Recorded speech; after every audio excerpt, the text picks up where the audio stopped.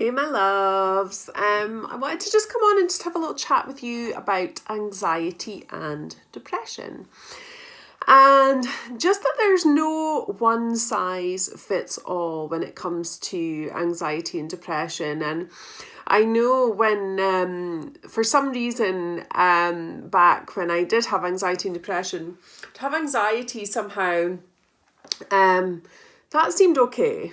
So, lots of people have anxiety or panic disorder or things like that. And that seemed okay. But depression somehow felt like a failure. And it was something I really, really fought against. And I remember a doctor, I was actually at the hospital and I'd been up there. We were going to be getting some brain scans and things done. I was convinced that I had something wrong, health anxiety wise. And I was convinced that the fact that I thought I was going to pass out and die, that was obviously, there was, I don't know, something going on in my brain.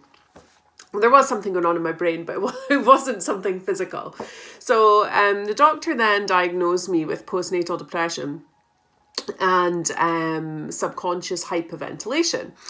Now, at that time, I was like, what an absolute crock. I deemed myself as super optimistic. I was always really positive. I was always a solution finder. There was absolutely no way that I was suffering from depression. However, looking back now, it probably was, and I wasn't living my best life back then. I was really stressed. I was really trying to people please. I was trying to be the best mom. I was trying to be the best wife. I was trying to do all these things. Yet, as I said, I was struggling with that kind of, it wasn't really darkness at that point. I don't really know how to describe it. It just didn't feel like me. So I wanted to just say that, I see so many clients with anxiety and depression, and there isn't a one size fits all, how we behave. So for some people, they might be super anxious about, presenting at work, or they might be super anxious about, money, things that are going on in their relationships. There might be grief, there might be depression in and around grief or loss of identity, and then there's the other type of anxiety, which I'd say was kind of more where I was, where it was the minuity. Okay, so, oh my gosh, what will she think about what I just said there? Oh, maybe I shouldn't have sent that text message. Am I wearing the right thing? Have I said the right thing? Was I compassionate enough there? Did I help my friend enough? Should I have said more? Should I have done more? Whereas, we could be losing our house and all these like huge things. And I'm like, we can deal with that. Yeah, we can deal with that big stuff.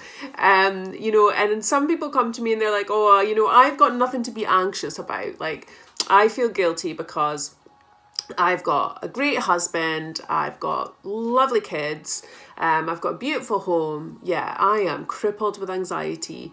And,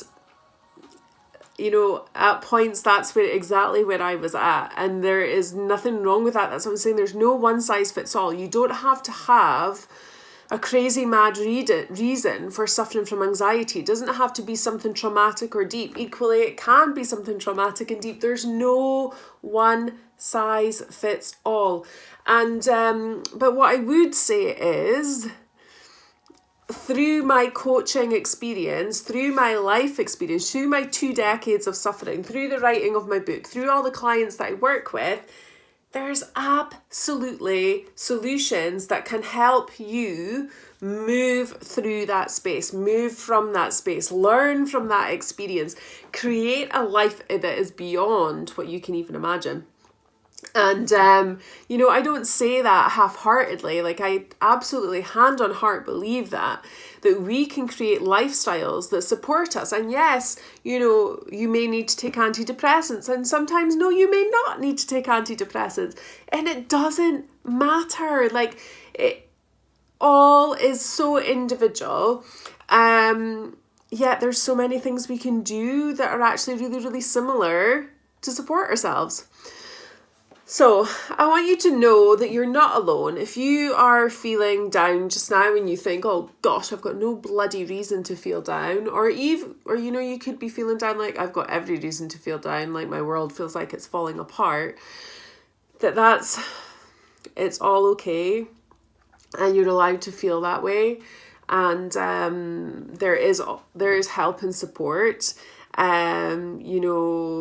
Search out the people that make you feel better. Search out the people that inspire you. Search out, other people who've been through what you're going through. But that being said, don't get sucked into any kind of negative cycles. It's good to talk things through and feel them, but then it's important to move through them and not get stuck there. And, using a professional can help with that. So just wanted to say that everyone's an individual. Everyone deserves support. Everyone deserves hope. Everyone deserves to live a life that is freaking incredible. A life that is full of joy. A life that just feels right for you. Okay? Nobody else, for you. Because this is where the anxiety comes from, when we are trying to please everybody else and we're forgetting about ourselves. So if this resonates with you, feel free to reach out if you need support. Obviously I have my coaching programs, which can be such a valuable tool to support you. I wish back when my anxiety was its worst that I had thought to get a coach. I did a lot of work myself, a lot of healing work. I saw healers and various other practitioners and various gurus to help move through that. But, it can be such a valuable support, along with the multitude of other things. My whole business is built turning that negative experience to hope, to empower, to inspire, to educate people that there is a way. So I'm sending you all my love. I'm sending you all my hope. And I hope that this video supports you. Much love.